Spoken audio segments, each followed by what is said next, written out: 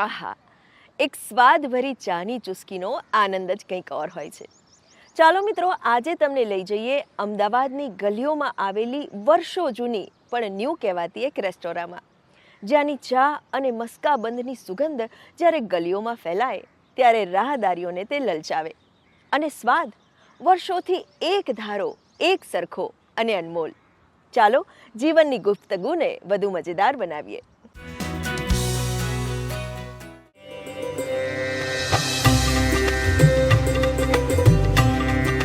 અમે લોકો અહીંયા 3-4 પેઢીથી રહીએ છીએ. હું મહારાષ્ટ્રીયન છું અને વી લવ મસ્કાબન.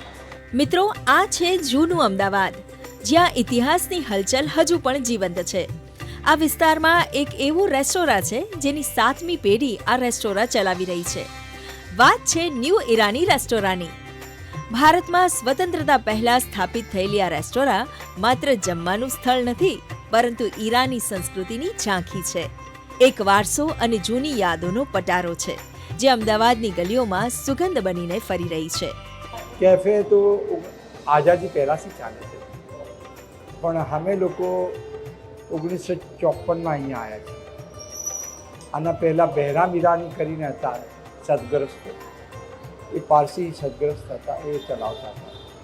ત્યાર પછી મારા દાદાએ મારા પપ્પા માટે આ હોટલ લીધી 1954માં, ઓન ધી સેમ ડે 21/10/54. એટલે આનો ઇતિહાસ તો લાંબો છે. અમારા પહેલાંની જે પેઢી હતી બહેરામ ઈરાની એ હતી, અને જૂનું નામ છે ये Bombay bakery and Irani restaurant. Ahmedabad के बीच में एक पुराना एक वेल स्टैब्लिश्ड कैफ़े है जो हमको एक प्रॉपर ओल्ड अहमदाबाद के बीच में एक ईरानी वाइब्स देता है. तो मैंने जाके वहाँ पे ट्राई किया. उसका इंटीरियर बहुत अच्छा है, like it's worth Instagrammable. Photo click करवाना है वो बहुत अच्छी चीज़, बहुत अच्छी जगह है. उसके बाद मैंने ट्राई किया था मस्काबन चाय, बहुत अच्छा था वो भी, like one of the best in Ahmedabad बोल सकते हैं. एंड और भी चीज़ें वहाँ पे आपको ट्राई करना चाहिए, वो बहुत अच्छी है. ઈરાનીની ચા અને મસ્કાબન, આહાહાહા. ચા એવી કે જેની મહેકથી જ તમારા મન મસ્તિષ્ક તાજગીથી ભરાઈ જાય, અને મસ્કાબન એવો કે જેની એક કટકી જ જીભ પર મૂકતા મીઠાશનો તહેવાર ઉજવાય. ઈરાની ચા અને માખણથી ભરપૂર મસ્કાબન અમદાવાદના લોકો માટે માત્ર નાસ્તો નથી, એક પરંપરા છે. તો જ્યારથી આ લોકો પહેલાં 5 રૂપિયામાં જ્યારે આપતા હતા ત્યારથી અમે અહીંયાનું જ ખાઈ છીએ. હજી અમે જ્યારથી અમદાવાદ વયા ગયા, મુંબઈ ગયા કે બીજા સ્ટેટમાં ગયા, અમે અહીંયાનું બહુ મિસ કરીએ. તો અહીંયા જઈને ખાવાનું થાય અમારે.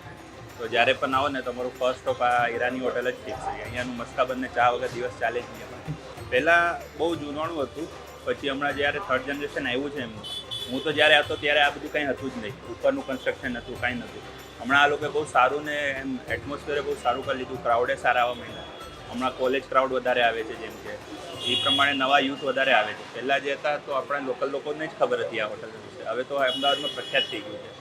માણસો આરે જે આ લોકો કોર્ડિનેશન જે રાખે, જેમ કે તમે હમણાં જોયું ઓનર જે હતા એમનું બહુ ફ્રેન્ડલી વ્યવહાર છે. એમનું, એમના સનનું ને બધાનું બહુ ફ્રેન્ડલી વ્યવહાર છે. તો અમારે આપણા જેવું જ લાગે કે આપણા ઘરનું જ કોક છે, પહેલાંથી ફેમિલી જેવું. સમય બદલાયો, પરંતુ ન્યૂ ઈરાની રેસ્ટોરાંનું ઈરાની રોયલ ઇન્ટિરિયર આજે પણ એ જ શાંત સાથે ઊભું છે. ઊંચા અને લાંબા લેમ્પ, ગૂંથાયેલા લાકડાના બોર્ડરવાળો મિરર, ઘસાયેલા લોખંડના જૂના ટેબલ ખુરશી અને મોઝેકના ફ્લોર, આ બધું એક ક્ષણ માટે તમને એ સ્વર્ણ યુગમાં લઈ જાય, જ્યાં ઈરાની સંસ્કૃતિ અને ભારતીય મહેમાન ગતિ એક સાથે ભળી હતી.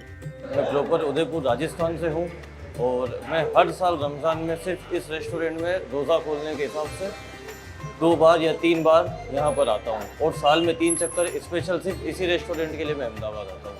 यहाँ का टेस्ट काफ़ी पुराना है, काफ़ी अच्छा है, कोई भी आर्टिफिशियल नहीं है और सब चीज़ें यहाँ पे नेचुरल है. इनका नेचर, इनका मैनेजमेंट, हर चीज़ बहुत प्रॉपर है. और सबसे बड़ी बात यहाँ पे हर चीज़ बहुत हाइजीनिक है. इनका प्राइस बहुत एवरेज है. अगर आप दूसरी जगह के हिसाब से देखेंगे तो इनका प्राइस बहुत नॉर्मल है. ईरानी लुक है जो महाराष्ट्र में फारसी लोग चलाते हैं, उसी टाइप का लुक यहाँ पर है.